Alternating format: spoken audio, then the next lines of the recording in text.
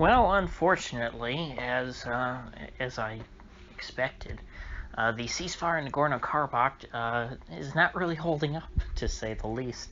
The ceasefire, I mean, you can't even really see it. If you didn't know what happened, you wouldn't have been able to tell by the activity on the ground, because it just seems like things are going on as usual as they were before the ceasefire, which is unfortunate. I tried to be optimistic when the ceasefire first came out. Anyone who listened to me on that topic, I was not seeing many people who thought that that was going to go anywhere, and lo and behold, it hasn't.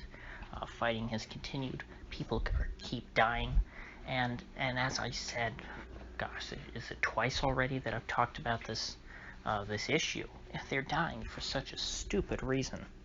The place was at peace for almost 30 years, over 25 years. 1994, I think it was, their war ended, and nothing has changed in the past. The Armenians who live in that area have gone on governing themselves in close association with with Armenia, and there have been no atrocities committed against Azeris that I know of. And yet we have this unabashed revanchism on the part of Azerbaijan, which seemingly is being fueled by the Turks, who themselves are quite revanchist. I think that perhaps people overplay the simplicity of the narrative when it comes to Turkey, that, oh, he's the new sultan and he wants to put the Ottoman Empire back together. It's the same narrative about Putin. Oh my gosh, Putin is the new general secretary. He wants to put the Soviet Union back together. And it's like, well, yeah, any leader of a formerly powerful country is going to dream about restoring, their country to its former greatness. But that doesn't usually mean literally conquering back old territories that you've lost. I don't think that anyone expects for the Turks to mount an amphibious assault on Egypt and try and reclaim the pyramids and hoist up the Turkish flag. Rather, the way that these sorts of governments rebuild their empires is by installing regimes that are, affiliated with them, that can be kind of like a junior Turks. Erdogan tried to do this, or I shouldn't say, I don't know if it's necessarily saying he did it is wrong, but the Turks, by working with the Muslim Brotherhood, that is a very Turkish-aligned group, tried to promote the interests of the Muslim Brotherhood throughout the Middle East. Bringing more Muslim Brotherhood governments to power would mean more allies for Turkey, and so in a way, that's kind of rebuilding the Turkish Empire. This whole thing with Nagorno-Karabakh, very different, because this is not Azerbaijan, funding a coup to overthrow the pro-Armenia government and replace it with a pro-Azerbaijan government in this breakaway province. They're just trying to send in the tanks and reconquer it. And the reason for this is obvious, that there's very clear ethnic tension here, and so you can't really take the normal route of finding a party in Nagorno-Karabakh or Artsakh that is pro-Azerbaijan and somehow try and rig the election in their favor, or, do whatever kinds of meddling, because there aren't going to be any pro-Azerbaijan parties in this territory. And because of that, because this is an ethnic conflict, there's no real path to peace. There's nothing really that either side can give in on. It's either that the Armenians in Nagorno-Karabakh submit to being ethnic minorities within Azerbaijan, something that they consider to be a death sentence, or the Azeris concede that this territory that was once a part of Azerbaijan is no longer a part of it, and is in fact controlled by the people who live there.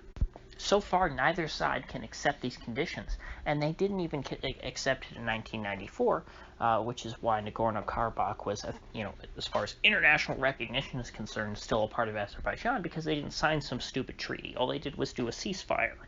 And so Nagorno-Karabakh kind of became like the West Bank and Gaza, to where we say, oh, well, they're not a part of Israel. Those are the occupied Palestinian territories that one day, Israel will leave, which we all know is not true. Israel's never leaving. Those are, for all intents and purposes, a part of Israel. Israel conquered them in the same way that Azerbaijan is trying to conquer this territory.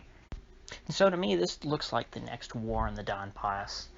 A war that will go on, sort of low simmering tension with a lot of civilian casualties for many years to come, that people will just very quickly stop caring about. In fact, nobody really cared about this war to begin with, unfortunately. It hasn't received much attention from the media. It doesn't help that we're close to a presidential election here in the United States. So unfortunately, I don't see any good outcome to this situation. I don't think that things are going to improve. Now, the good news, I guess you could say, is that I don't see how things can really deteriorate. I think that you're just going to have this ongoing conflict. Armenia and Azerbaijan are not strategically important enough for for any big powers to really come in and try and forcefully separate them and make them play nice. The closest thing we've seen has been Russia trying to get involved, because these are former Soviet republics. So I'd imagine that the Russians see themselves as as being somewhat responsible for the relations between these two countries. And who knows, maybe that'll be the saving grace, is Putin's sense of responsibility towards the former Soviet bloc. Maybe that will lead the Russians to keep pressing this issue and try and do something. I don't really know what they can do, though. I mean, it's not like the Russians... Well, maybe the Russians would try and move in and be like UN peacekeepers. That would be something odd. But it may be something that stops the two sides from fighting, because I'm sure neither of them want to attack Russian soldiers. Maybe the compromise solution would be that Nagorno-Karabakh becomes some sort of self-governing province within Azerbaijan, so that they officially fly the Azeri flag, but don't actually submit to any of the authority of the central government, kind of like what Kosovo was before it was, split off from Serbia and became an independent country. Kosovo was a semi-autonomous province. And so that maybe that could be the Russian sort of diplomatic compromise, and then the Russians move in their troops to enforce that. I guess similar to what the United States and NATO, I believe, did after the Dayton Accords and all that. Because this is a conflict that is very similar to the Bosnian War. It goes back to that same time period, the breakup of these communist countries. You had the ethnic nationalisms starting to flare up, and people were starting to draw lines. So I guess I'll try and do my best to keep hope alive for those people. I really pains me to see what's going on there. It's all so unnecessary. But with that said, if you gained anything of value out of this video, I'd appreciate you clicking that like button and sharing this video. And if you haven't already, please do subscribe, because I do upload every day, and I hate to have you miss one. So I'll see you folks back here tomorrow.